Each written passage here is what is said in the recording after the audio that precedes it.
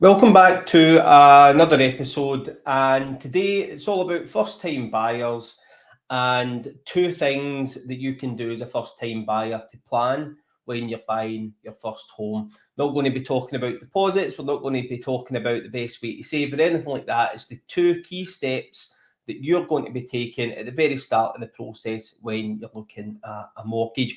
And I'll take you right to the two key questions that I'm always asked, and these are the first two things that you should be checking out.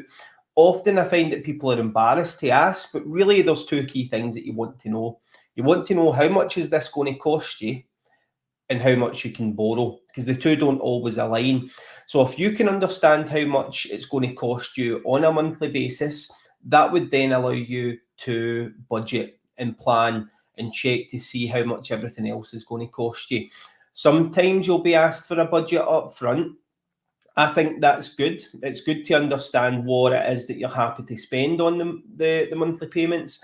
But I also think it's important right at the very start that you understand actually how much it's going to cost you for what it is that you're after. Because once you've got that, as I say, you can start to plan. And then we need to take into consideration how much the lender's actually going to allow you to borrow. So if you can afford to spend £500 per month, but with the lender that we've chosen, the monthly payments on what it is that you're looking for is going to be £1,000 per month, it doesn't mean that you need to pay that. It means that you either need to find a property within your budget, so find a smaller property, or pay more for the one that you're after. That's essentially how the mortgage works. So there's two parameters that we need to work between.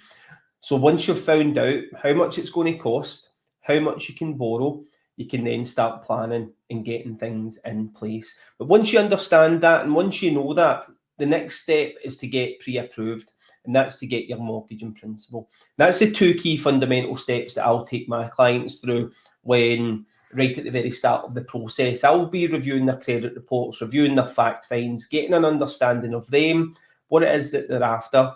And by the end of the process, they'd have an understanding of the monthly costs. They would know exactly how much the lenders are willing to give them.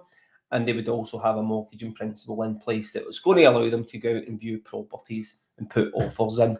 Now, you can do this as early as you want. You can start the process quite early. So if you're maybe not planning to move until maybe December and this is July, it could be an idea to start the process and find these things out so that you can start planning for then. There's no right or wrong way to do it. I always think that getting in early is the best way. That way that you can start planning. Markets will fluctuate and the market will change, but if you've got at least a basic understanding of what it is that you can afford and what it is that's going to be out there for you, it just means that you can start planning for it.